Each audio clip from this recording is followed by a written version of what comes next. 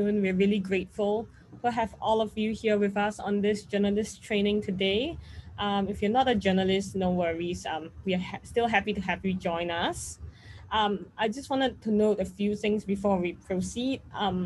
Firstly, there are options for you to on the subtitles if you would like to. Just look out for it on the bottom Zoom menu bar.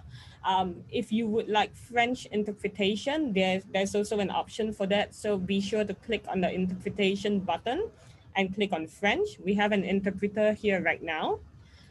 And without further ado, I just want to run you through the setup. So thanks to all of you who have started your video, and you can always wave to everyone. Please unmute yourself when required and keep yourself on mute if you're not speaking. There is the participant button you can click on to see who's around. And there is also a chat button that you can use to chat. So before we jump into the nitty-gritty, I just wanted to let you guys know that I'm proposing that all of this workshop be recorded. So what this means is that the recording will be stored securely by 350. We might share it later. We might share parts of it. And this is also a training resource that for people who can't join us or for people who want to look back at the training.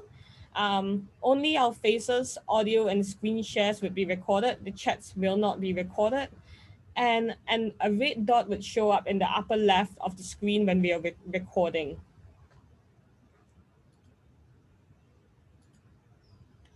So just some guidelines here, since we're not face-to-face and we are in this online Zoom room. So remove any distractions that you might have. Grab a drink, a beverage, get note-taking stuff. And the way we usually run this is that to ensure that everyone has a chance to speak, if you want to have a question, please put a star in the chat function, just like this, and everyone will get their turn. Again, when you're not speaking, please put yourself on mute and don't forget to pass on to the next person. You'll see what I mean about that in just a bit. So we're gonna cover a few things today. We're gonna cover introductions of who we are, why we're talking to you. We're gonna talk about the biggest polluters. We're gonna follow the money for these polluters. So look at fossil finance in the climate crisis. We're also going to talk about the importance of Pacific journalism and why we feel that this is an important topic to report on. We're going to talk about how people power can come together to defund the fossil fuel industry. And finally, we're going to talk about stories from the Pacific and how Pacific has shown resilience on the front lines. And don't worry, we're leaving like plenty of room for questions and answers later as well. So I'm Nicole. I work for 350.org as the Pacific comms manager. I also manage the Asia region. So basically what that means is that if you have any questions, if you're looking for stories as a journalist, please feel free to reach out to me. If we can't answer that, I can link you up with someone that can. And now I'm gonna pass it on to Joe to introduce himself. Thanks, Nicole. Good morning, everyone. I'm joining you today from Sydney, the land of the Gadigal people. And I am, what am I? I'm the interim managing director for 350 in the Pacific and the Pacific Climate Warriors. Thanks, Nicole. Thanks. And we also have Maggie joining us from Market Forces. Maggie? Hi everyone, my name's Maggie. I am a campaigner with Market Forces and I've been working primarily on the Stop Adani campaign. I'm calling in from Woodford in Queensland in Australia on Jinnaburra country, and I can throw to Munira. Hey everyone, I am Munira. I also work for Market Forces as an analyst, so I do heaps of research, tracking fossil fuel finance and all the polluting activities that big corps are up to. And I also work with communities in Asia to support them and sort of amplify their voices about all the polluting activities that companies are doing in their countries and the finance coming from the developed world. And I'm from Melbourne, the land of Wurundjeri people. Thanks, Munira, and thanks to all of you here for joining us. I see that we are at 55 people already. So what we would do if we were face to face is we would have an opening circle. We would sit in a circle on mats and we would introduce ourselves and share why we are attending this training. So since we're in a Zoom room, we can't really do that with 55 people. But what I would like to ask all of you to do is that if you could write a quick sentence in the chat about your name, where you're from, and why you want to attend this training, that would be really great. I'm just gonna pause here for a couple of minutes for the responses.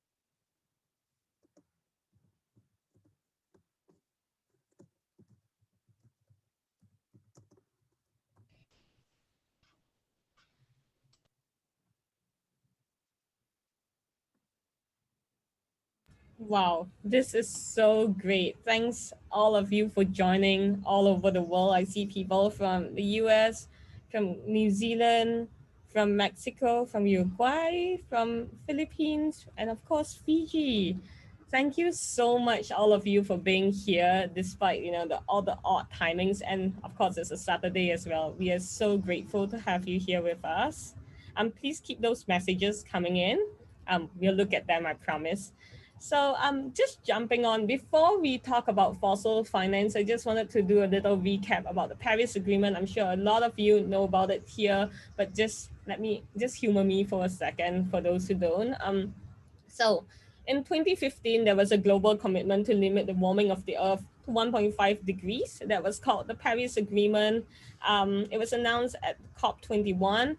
It is a legally binding international treaty.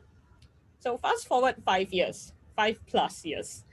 Nearly all of the 196 countries are basically not tracking on their climate goals. In fact, most of these climate goals are inadequately sufficient.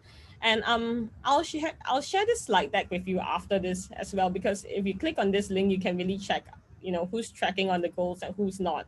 And so it's not a very happy state of affairs right now, I would say. But what's lesser known about the Paris Agreement was that the Pacific leadership played a key role in COP21 and the language around 1.5 degrees. So I'm gonna get a witness statement here from Joe, who was actually working on this at the time that it happened. So Joe, can you share what happened during that time and how the Pacific showed leadership? Sure. Thanks, Nicole. So I think a lot of the lead negotiators at that time, a lot of the Pacific leaders then, they have been, it's because of their work, their lobbying work and their work within those 3 days that we landed not just the language of 1.5 degrees, but also loss and damage within the Paris Agreement, two key things that the Pacific needed to have recognized.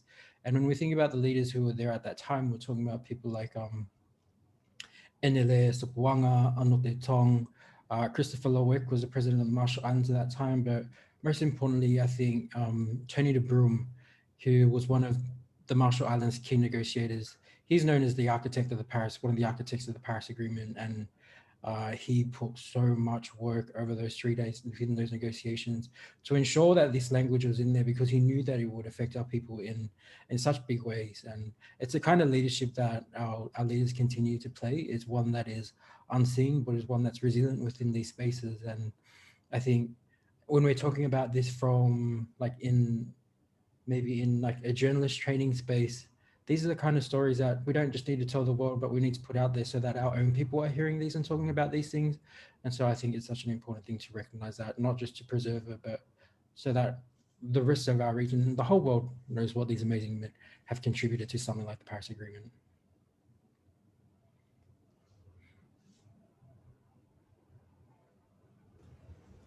Well, thanks for sharing that, Joe. And we'll look forward to hearing more from Joe later on in the session as well. The other thing I wanted to talk about is net zero commitments. So if you've read the news somewhat between past couple of months to past couple of years, you would have seen lots and lots of countries announcing net zero commitments. In fact, not just countries, some corporations, financial institutions have also announced their net zero commitments. One of the issues, though, is that net zero commitments doesn't mean zero total emissions. Net zero commitments just means that we're not adding new emissions to the atmosphere. The emissions will continue, and the idea is that in an ideal world, they will be balanced by absorbing an equivalent amount from the atmosphere. So what you put in, you take out. Now, one of the issues we have is that isn't very clear. So a lot of these net zero commitments, they say that they are net zero by 2050, for example, Korea and Japan, or 2060 in the case of China. So our question is, well, how do they do that? And I think, honestly, most people have that question too. And I don't think there's an answer for that, because most of these commitments don't include a clear plan of how they will rapidly phase out fossil fuels. They don't include clear policies on what would happen. Sometimes they're not even based on current existing technology. For example, in the case of Japan, they've gone so far to say that if the technology they anticipate to appear in the future does not realize, then they would not be able to meet their goals. So where does that leave us? We could be at 2050 wondering what on earth happened, because all of these technologies wouldn't realize. And that would have meant that we've totally missed out on the time that we had to steer the course for the climate. And one interesting thing that we've found out as well is that the global coal industry has had their funding increase since the Paris Agreement. So if we talk about 196 countries adopting the Paris Agreement, yet continuing to fund the global coal industry, I guess there's always a question on how does that reconcile, and that's a question that we ourselves are wondering too. So I'm gonna pass on to my colleague here, Manira, who will share a bit about fossil finance, how it works, and how that landscape is changing. Thanks, Manira. Thanks, Nicole. Next slide, please. So if we think about global emissions, really, we need to look at what sectors contribute most to global emissions. And the energy sector actually makes up for 80% of the world's total emissions. And if we look at what's behind within the energy sector, what's driving that huge amounts of emissions, it's the coal, oil, and gas burning of fossil fuels. And that contributes to massive, massive amounts of carbon dioxide. And that is what makes them, the fossil fuels, a massive driving force behind climate change. And the Paris Agreement was sort of a moment where all the countries, states, cities, the entire business sector came together and made their commitment that they will reduce emissions, and specifically reduce emissions coming from fossil fuels. However, if we look at this graph here, after 2015, we still see that gas, oil, and coal's contribution to emissions have continued to go up until now.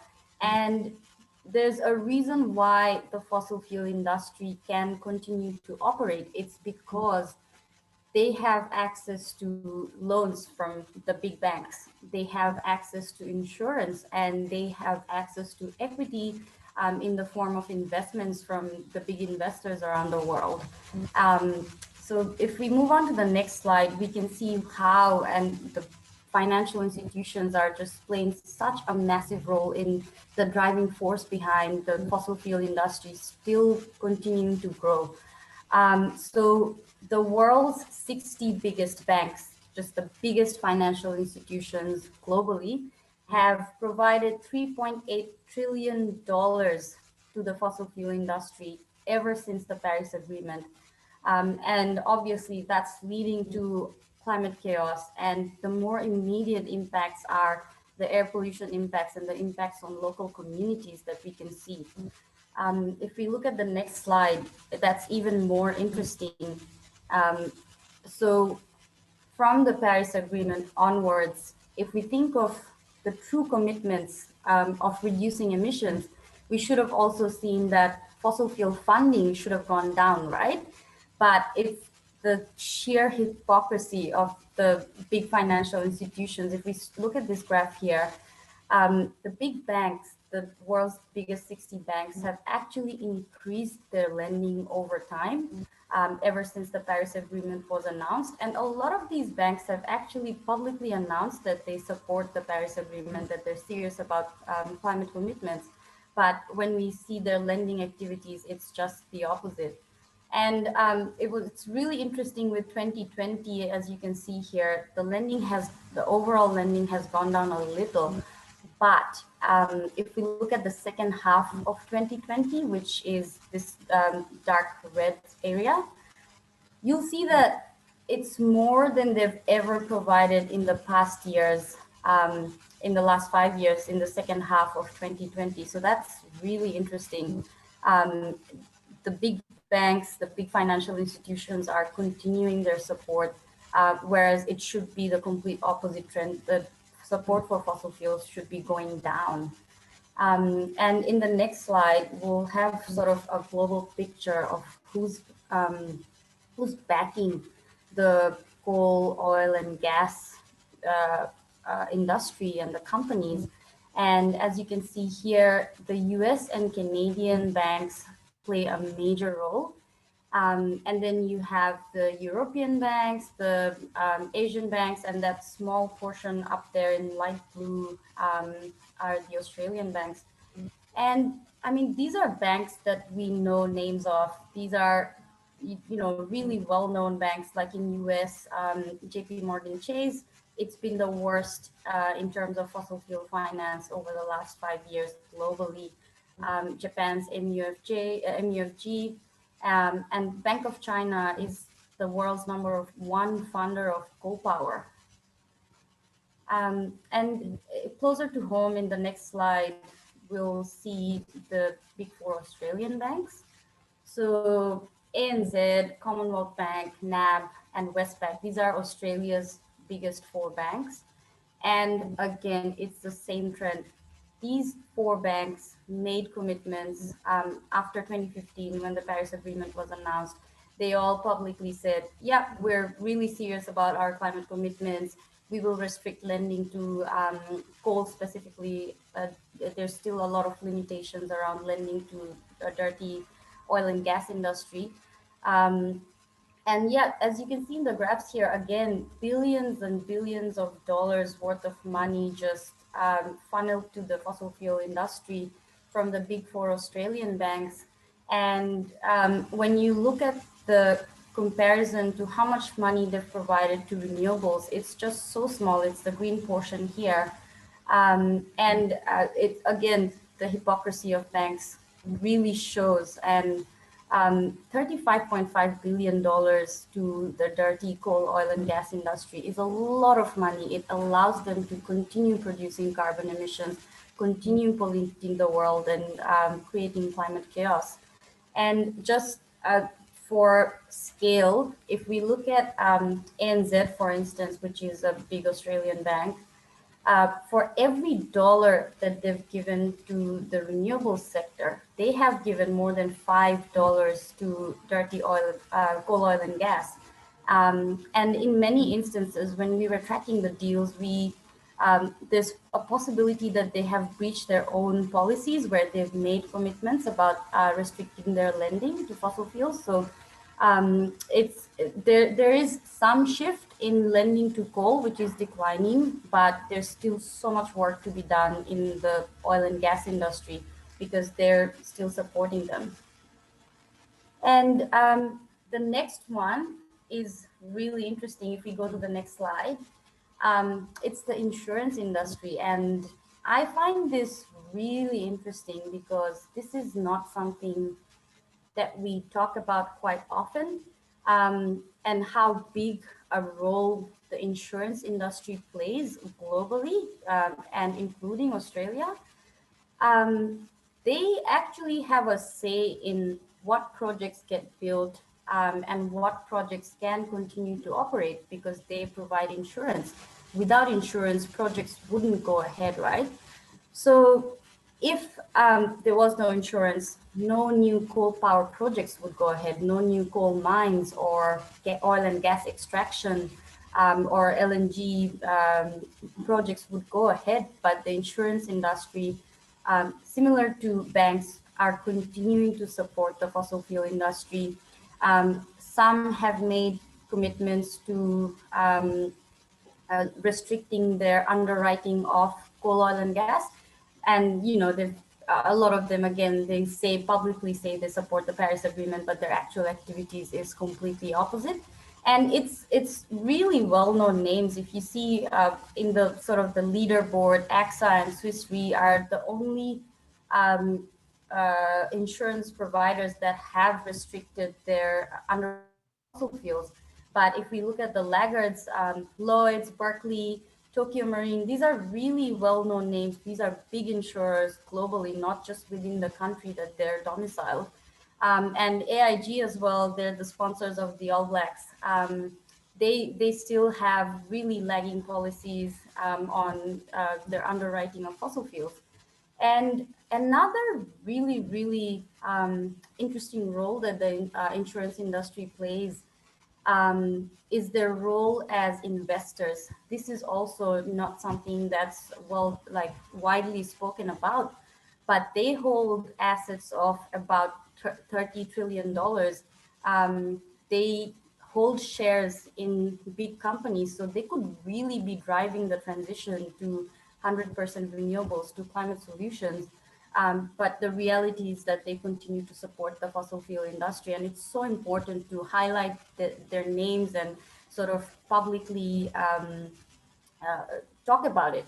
And if we move on to the next slide, I would really love to give an example from my home country, which is Bangladesh, and how just emphasizing on the fact that governments and financial institutions like banks and insurance companies, if they continue to provide the support to fossil fuels, we cannot avoid limiting global warming to a safe level. And similar to just the impact on climate, there's a massive impact on communities as well. So one example from my home country is this coal power project that's being developed right now. Scientists and energy experts have made it so clear that no new greenhouse gas emitting infrastructure should be built if we want to stay within the safe limits of 1.5 degrees, which is still really bad. But these Japan government-backed agency called JICA and commercial bank SMBC and insurance providers are supporting this coal power project to be built in Bangladesh right now. And it's impacting the communities really, they've been hit really hard. The construction of the project has relocated lots of families, the livelihoods of thousands of people who were relying on the river where the coal project is being built. They've lost their livelihoods because the river is being filled up to build the coal power project. So it's not just the climate impact, it's not just the air pollution impact, it's also the big impact on the local communities when these dirty, polluting projects are being built, and it's backed by governments, it's backed by financial institutions. That's all from me. I know Joe will talk more about the impact on communities and how the fossil fuel industries are affecting the world today. That's it from me. Thank you so much for listening.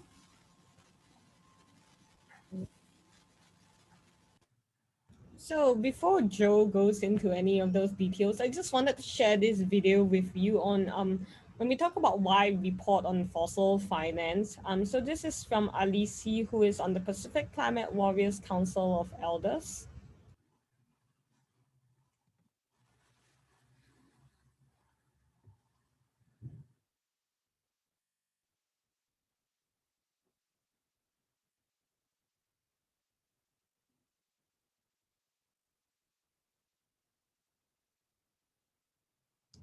Nicole, I think we just need some sound.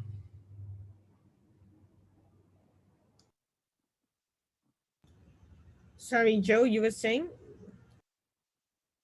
The sound wasn't coming through.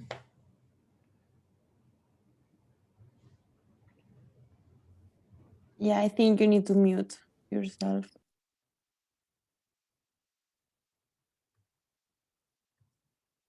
One second, let me reshare the screen.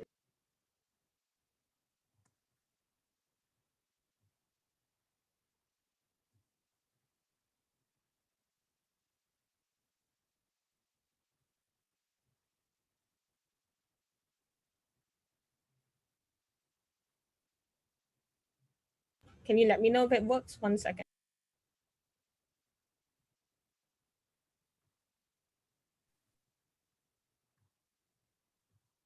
I'm a member of Pacific Climate Warriors as a council member, and I work as a project officer within the International Union for Conservation of Nature.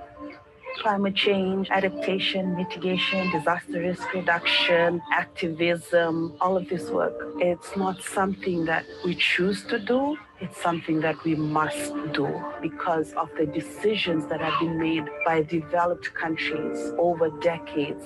The most recent tropical cyclone Yasa was a Category 5 cyclone that devastated several provinces. There was a story of a village where the rivers broke their banks and there were only 2 houses left standing.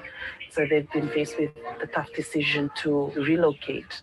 This is how we are impacted now. We have stronger cyclones, heavier rainfall, more flooding, coastal erosion, inundating coastlines, and communities having to make the hard decision to potentially move because their villages can no longer be a home for them. Very often, we in the Pacific are portrayed as victims of climate change, but for us it's important that we switch that narrative. We are resilient, innovative, and we have solutions. Some of these solutions have been around for millennia. They have been passed down by our ancestors. So use our voices to remind people that we are at the front lines, but not because of our own doing, and to call out on these industries that are continuing to pollute our environment and threaten our existence.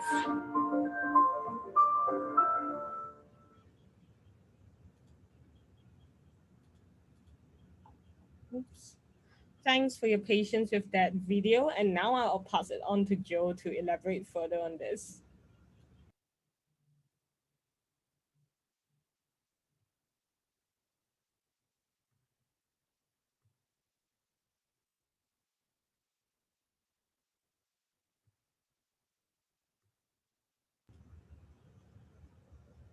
Joe, are you looking for your unmute button?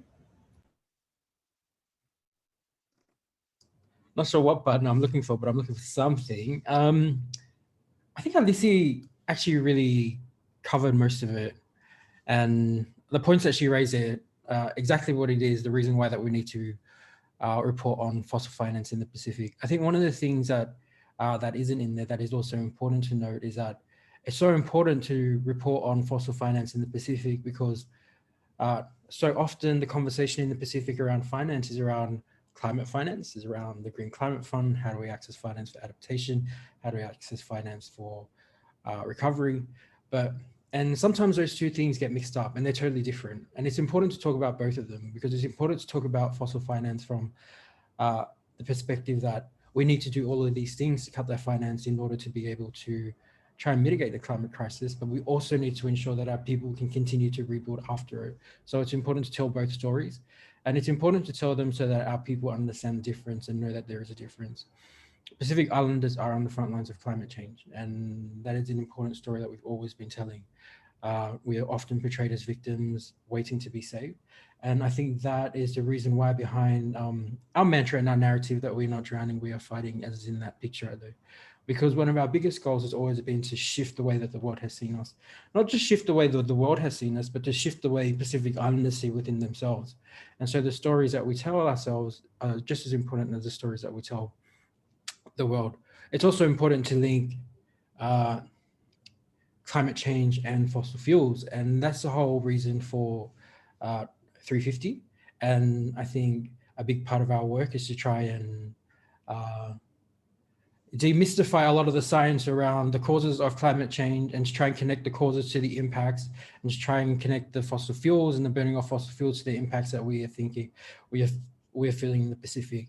And media plays such an important role in that, as well as the narrative that we tell ourselves, and that it's important to stitch together the stories of extraction to the stories of impact, and to the stories on and the destructive trail that coal plays across the whole entire world.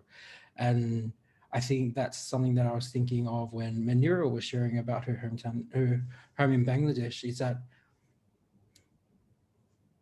you can look at coal that's being extracted here in Australia, and it's exported and it's shipped into India. And the impact of that isn't just felt where it's extracted and where it is shipped to, it's also felt through the impacts that it has on the climate crisis where we are facing in the Pacific. So all of these things are connected in such a big way, and it's important that we continue to tell that. But for us as the Pacific, I think the most important thing, the most important reason why we need to report on fossil finance is because, one, we need to show the leadership of the Pacific, and also because we just need our people to understand exactly what fossil finance in the Pacific is and looks like. Hence the reason of this session. Do you have anything more to add, Nicole? I think you said it so beautifully. I really don't have anything else to add on. So I'm going to pass on now to Maggie. Maggie, please. Thank you very much, Nicole, and thank you, Joe and Manira. It's great to be part of this webinar. I'm first going to start, I'll talk briefly about our organisation, Market Forces. So since 2014, Market Forces has been running campaigns to cut off the flow of money to the fossil fuel industry. Our team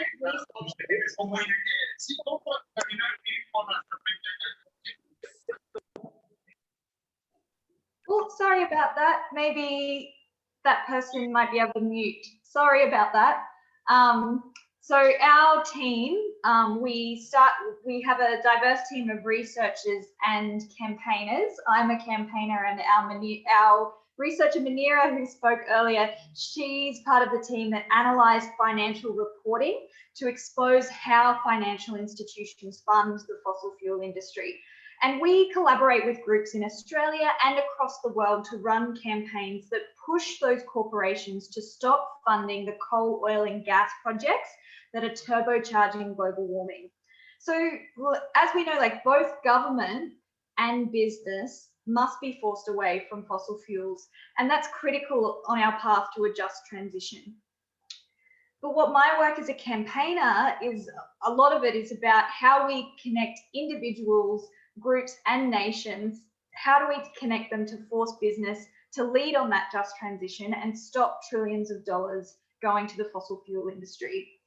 So I'm going to break down sort of how we go about those campaigns, and how so far the work we have done to shift those corporations, and how we'll continue to shift billions of dollars out of the fossil fuel industry. And I guess that's how we're laying the foundation for the work that still needs to be done. There's plenty more to do, as we saw from Manira's presentation. So on the next slide, this is a really basic breakdown of how that sort of foundation works. So banks provide loans and can buy shares or bonds in a fossil fuel project or company. Like Munira said, insurers provide insurance for the construction or the operation of fossil fuel projects, or their investment arm might actually act like a bank and invest in that fossil fuel company. Then we have super funds. They play a similar role to banks, and they invest in fossil fuel projects to make money for their customers.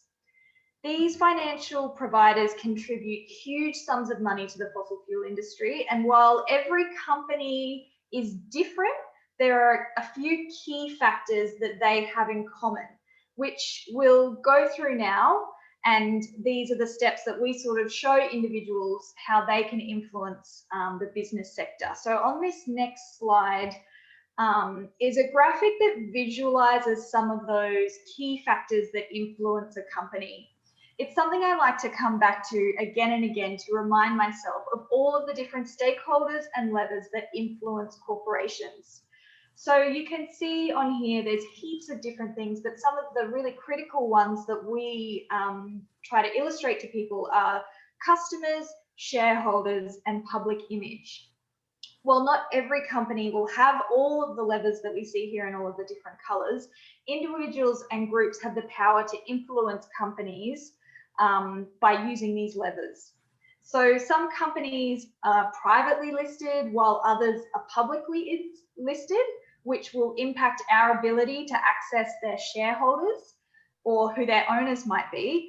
And some companies are they have a very public-facing brand, while others rely really heavily on social media to bolster their public brand. So when we work out which companies might be funding a particular project, we take a look at all of these levers, and by understanding them, we're able to understanding these levers and how to influence them, we're able to connect individuals and groups to work together to start influencing these levers and the company's decision makers so that we can slowly shift the business sector away from fossil fuels.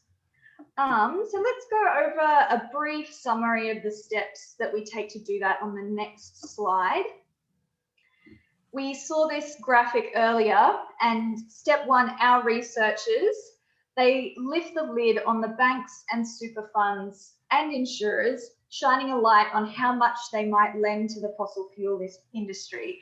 And as we can see here, the case of Australia is the amount of lending to fossil fuels versus renewables is really hypocritical, huge amounts of money going to the fossil fuel industry rather than renewables. And we make sure customers are aware of this because a lot of that financial reporting happens behind closed doors. It's not information that the everyday consumer and the everyday customer can access. So a huge part of our work is lifting the lid on that lending to fossil fuels.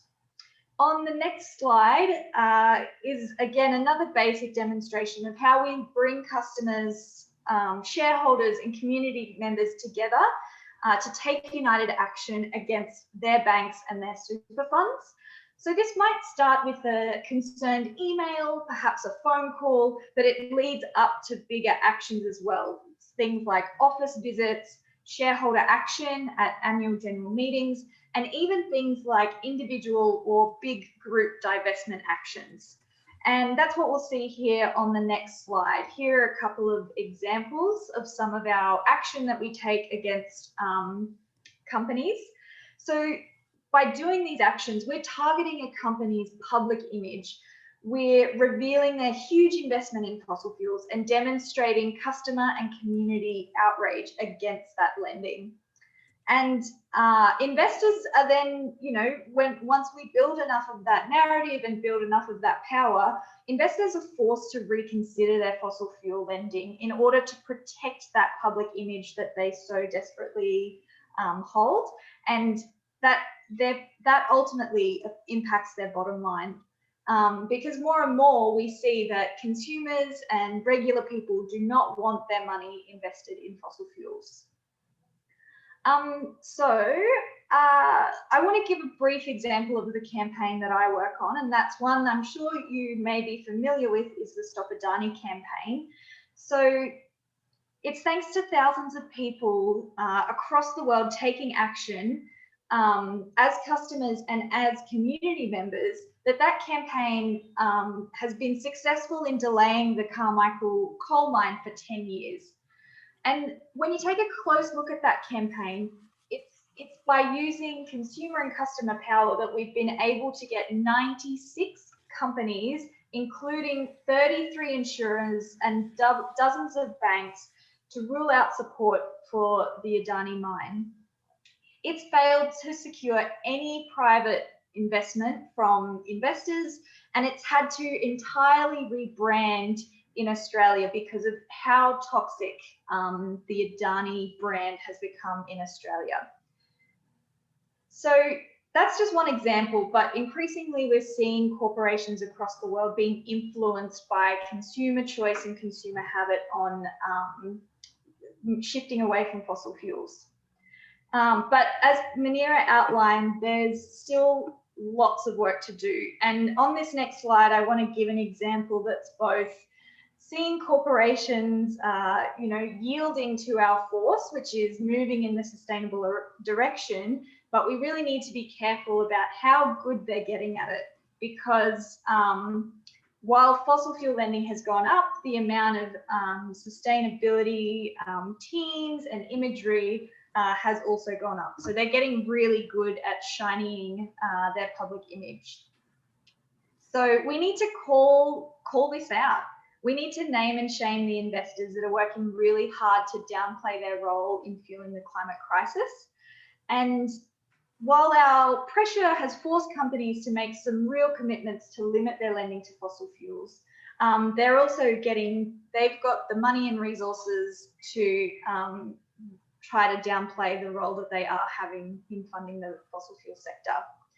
And yeah, businesses, though they are increasingly understanding the reputational damage of funding fossil fuel sector, it's because of the power that customers and consumers are building together that we're having a real impact, and we are shifting the business sector away from that toxic fossil fuel funding. So as journalists, I'll touch on this again briefly later, as journalists and community members, you have a really important role in calling out this hypocrisy and naming and shaming the banks that continue to fund the fossil fuel sector. Thank you very much.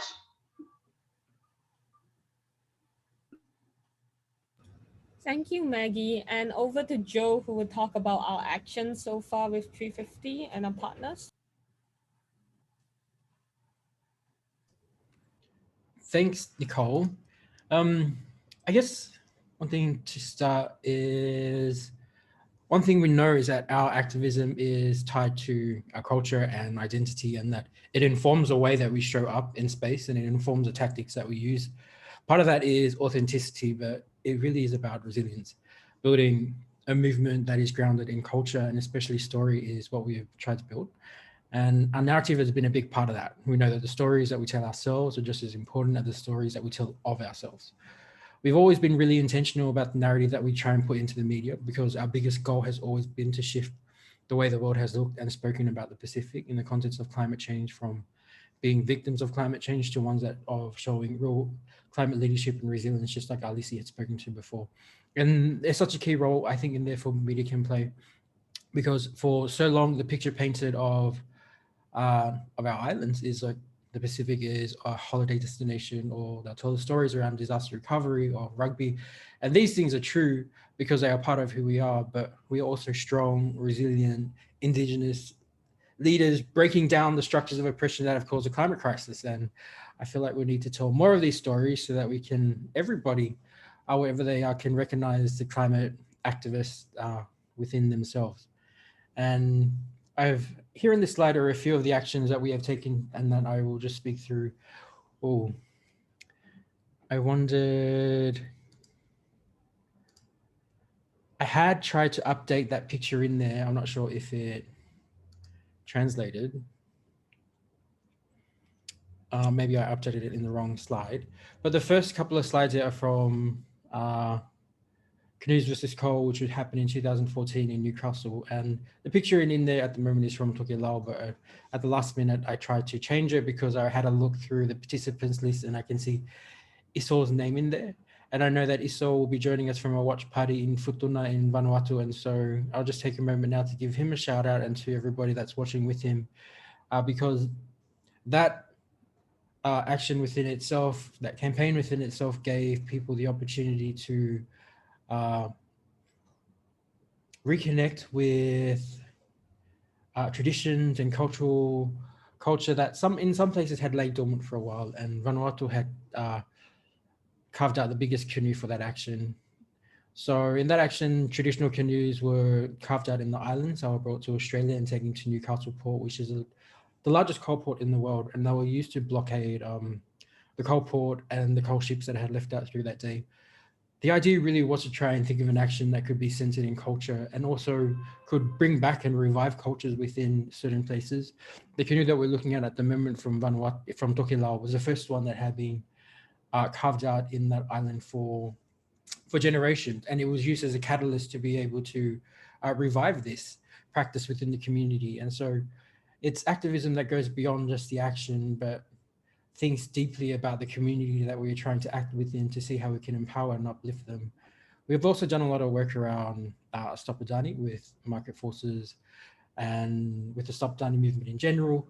We had a really great session last night that included traditional owners from the Wanganjang Lingu, also from South Asians for Climate. And there are so many people working on that. And for us, it's important to continue to support that because it pulls on this string that the extraction that's happening in Australia isn't just exporting destruction to India, but it's exporting destruction to the Pacific and across the world through the climate crisis.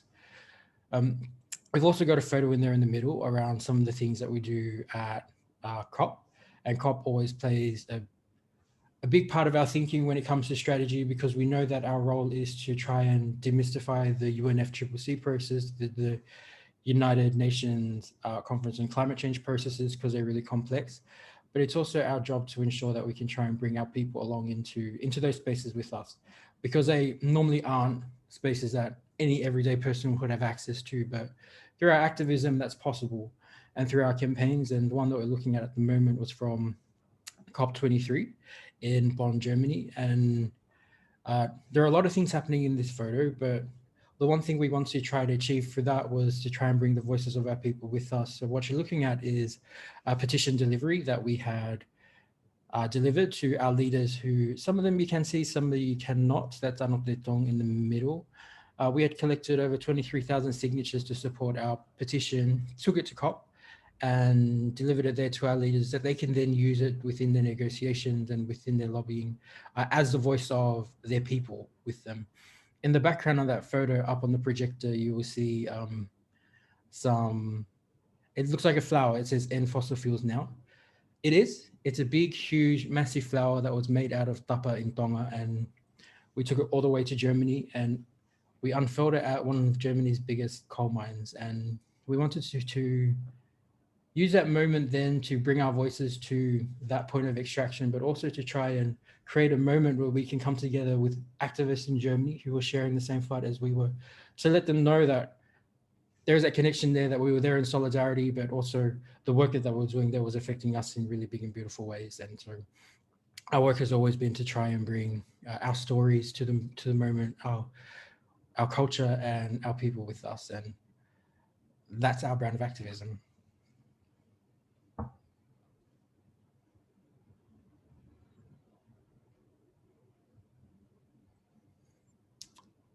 I'm continuing on with our road to COP. Yep. Great. And so COP is a conference of parties. Every year there are all the leaders within the United Nations meet and figure out I'm trying to word this properly because we're at the 26th one of these, and if they were going to figure out how they were going to save the world, they would have done it after, like, you'd think number 3, but we're at 26 this year. So at the end of every year, all the countries meet to try and negotiate and figure out how they can set frameworks to better our environments. And so that happens at the end of every year. This year it's happening in Glasgow. Because of COVID and because of the times, we don't exactly know what's going to happen. There are still conversations at the moment around whether it's going to still happen in person if the borders open, still happen at a diminished capacity if the borders are open, happen virtually, or be postponed or cancelled. And so we're still waiting to hear around what's going to happen with that. And there are so many different issues that we're sitting here with at the moment. If COP were to happen virtually in another time zone across the world, where it's difficult for countries like those in the Pacific to have access to internet, stable data, spaces, or even just to be in the same time zone to be able to have those conversations. So a COP like ensuring that there's equity around the way that we are looking into things. When we're talking about the work that we want to do as the Pacific, there are a few different things that we want to try and achieve this year. The first is, as a community of NGOs, we come under the umbrella of the Pacific Island Climate Action Network. And under PCAN, we have developed a list of demands, and that really covers all of the things that we want as a Pacific community. And that's what we'll continue to push within to COP. The other thing that we are really conscious of this year is that COP is going to have a real heavy framing on finance. One of the big goals of this year is to come up with a private and public finance framework. One thing we know is that if we want our countries to achieve their net zero targets or to keep the world below 1.5, then the companies that finance the fossil fuel industries, the companies that finance us, also need a framework to be able to achieve that. So a lot of our work this year is going to be targeted towards banks and insurers, financial institutions. The whole idea of that is to hold them accountable, but the whole idea of that also is to let them know that we'll be waiting there at COP to make sure that the negotiations that they're going to have and the decisions they make are fully informed by the voices of their people, and that they understand that we are there to watch and hold them accountable in those. And that's something we can all take part in. Every action that we take a part in the lead up between now and COP and beyond isn't just about stopping the fossil fuel projects. It's also about ensuring that at a level like the UNFCCC, where we're going to be setting a global framework, we can also hold them accountable then. So every little bit of that counts, and we have a lot of that going. The other key thing we do in terms of COP26 is storytelling, and storytelling is a key part of our work because it helps us break down the processes, it helps us bring our people into it, but it helps us put a face to all the demands that we are making. And in the lead up to COP, we're going to be collecting a whole heap of stories. We're going to be, straight after this session, we have another session called Kato Nimana, which is basically setting us up for our COP26 work in our storytelling session. So if you want to learn more about the stories that we're planning to take and gather into that, you can join that session too. But that's pretty much our road to COP26. Tackling all the finance, tackling all the private and public finance we can in the lead up to that. Also ensuring that we're pushing our Pacific demands, and then any solidarity we can have in terms of amplifying our voices and sharing our stories, I think will be really helpful for us as well. Thank you, Nicole.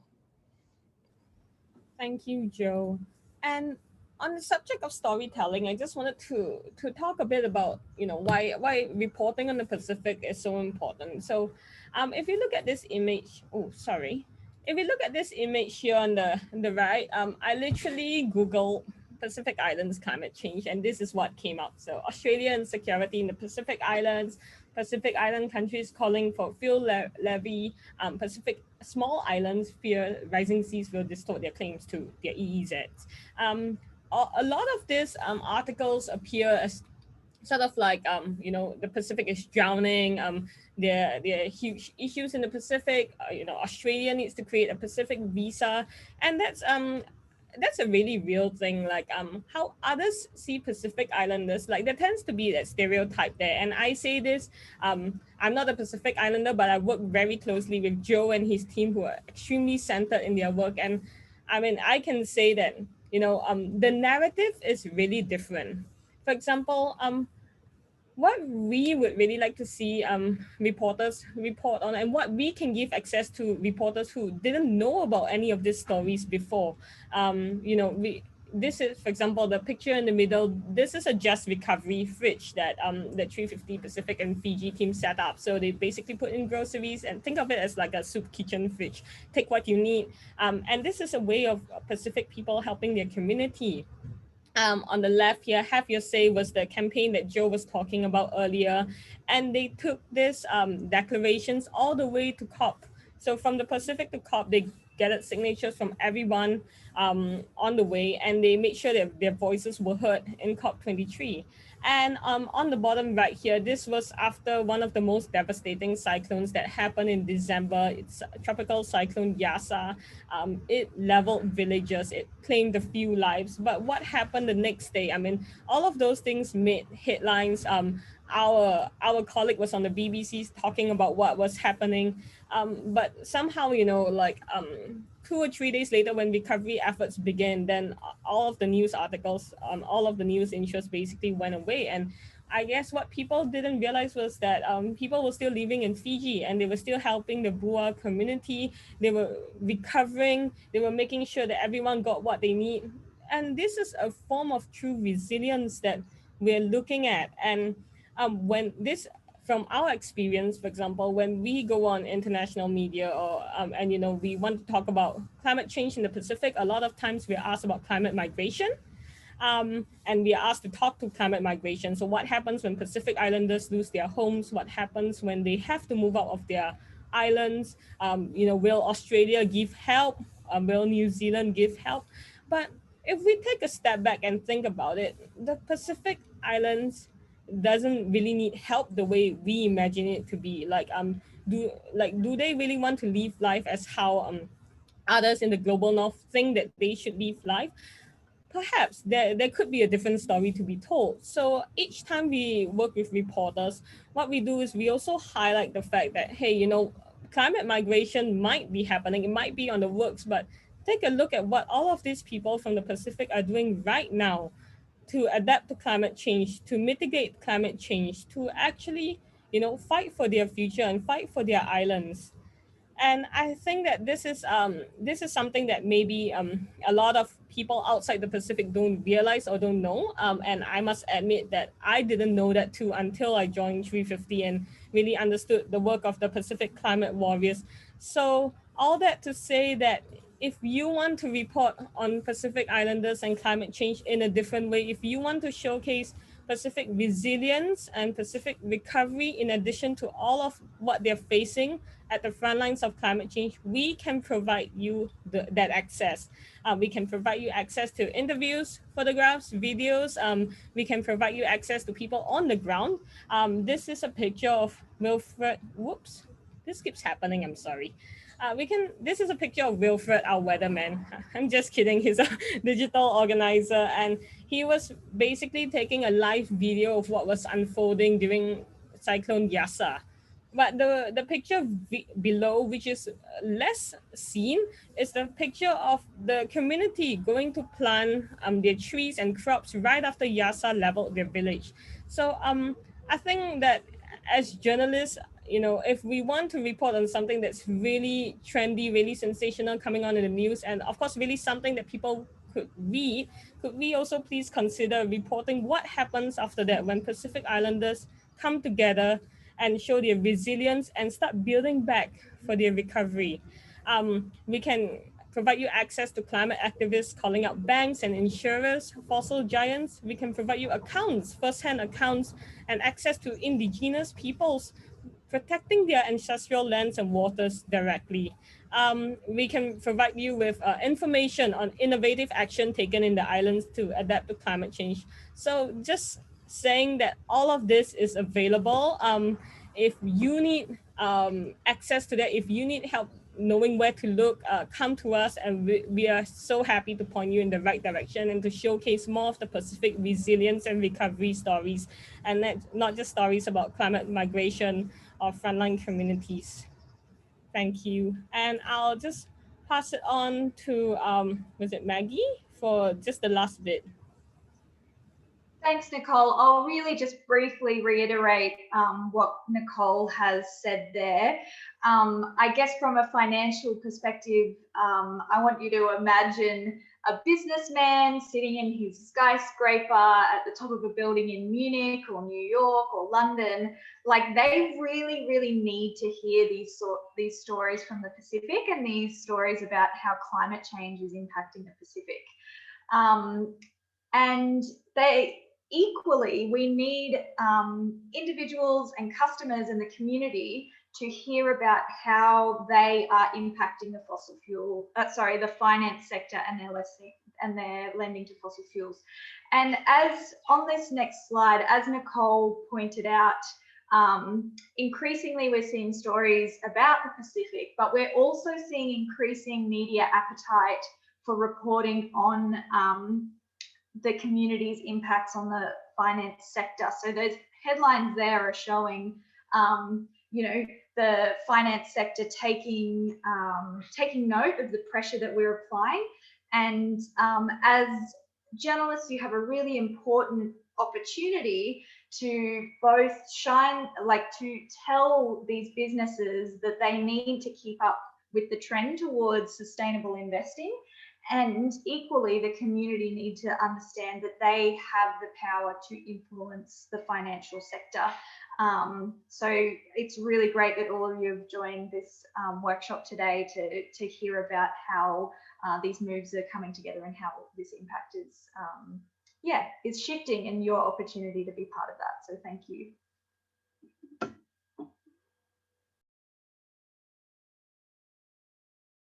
Thank you, Maggie. And we have 10 minutes more for Q&A before we have to close up. But I know that a lot of people have been asking for the presentation link, so I've just shared it in chat. Feel free to access it and download it directly.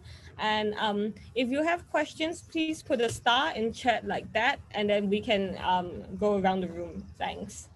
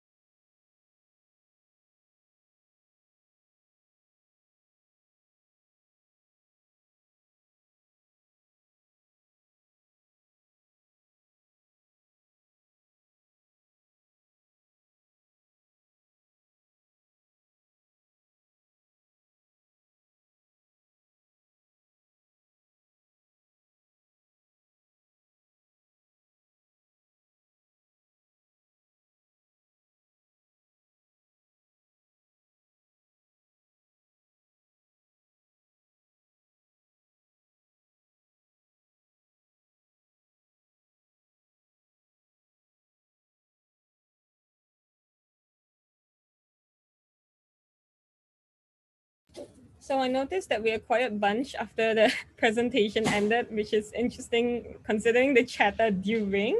But you know, if you would like to approach us privately as well, our email addresses are there. Feel free to let us know if you have any questions, and we'll be really happy to answer them. So thank you so much for joining. We would still be here if you want to ask a question in the chat. But otherwise, you can drop off for any other session coming up next. I believe that there is a 30-minute break, and then you can connect with people in the networking lounge. You can choose to hang out here or just take a break. We'll have movement story sessions with stories of movement work from around the globe after that. So find them in the conference website. And you can access that by going to www.justrecoverygathering.org. And I see a question by Robert. I feel weak facing these financial giants. What helps must be summon courage? Anyone would like to take that question?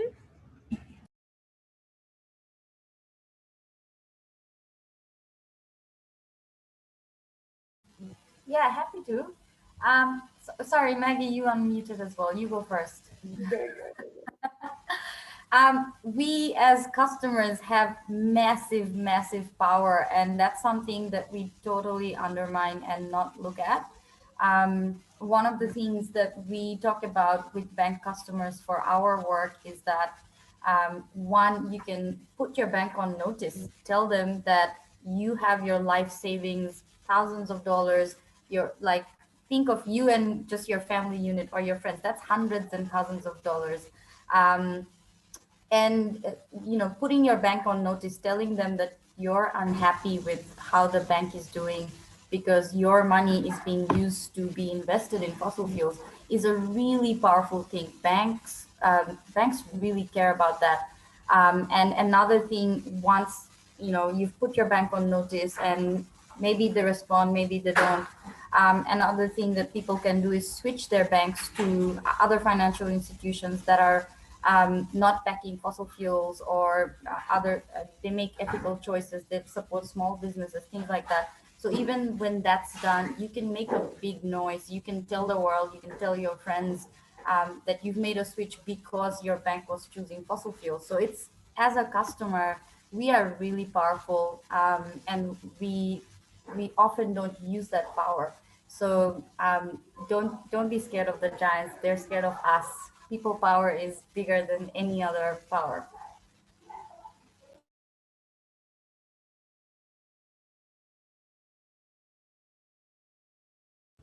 Thank you, Manira. Have another question on what's your take on the health of the Pacific Ocean in terms of acidification and plastic pollution? I'm not sure that's our expertise, but if anyone wants to take that question. Sorry, Suzanne, I think that's really not our expertise here. Moving on, there is little transparency for the public. I've often wondered if there's a push by companies who are polluters to corner the market for renewable energy. Is this a concern? How do you think this will impact our future, and how do we prevent it? Does anyone want to take that?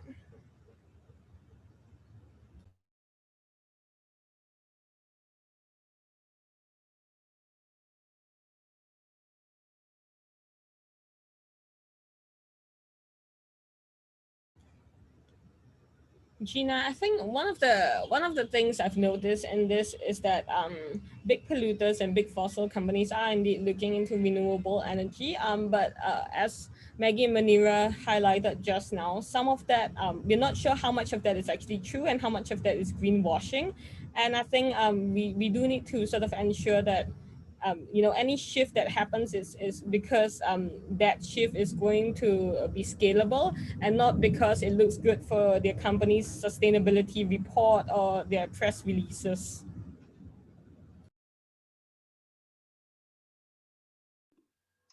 And unless there's more questions, something that we've explored this year at Market Forces is targeting those pure play fossil fuel companies, putting to their executives and their decision makers to say, if the majority of countries around the world have signed on to the Paris Climate Agreement, which means that fossil fuels won't have a market in by 2050. So the CEOs need to be saying to their shareholders, how do we manage, like, how do we still run a profit as as a business if our entire market is set to not exist in you know, a few decades time. So that's something that we're putting to these executives now, is that they need to plan for the transition to renewable energy, because their shareholders, you know, will be left hung out to dry. So it's really interesting taking that corporate lens to these decision makers and saying, like, you know, not just is there environmental and you know, climate justice issues that they need to consider, but actually if they talk in dollars and cents, then that is something that's going to affect them as well.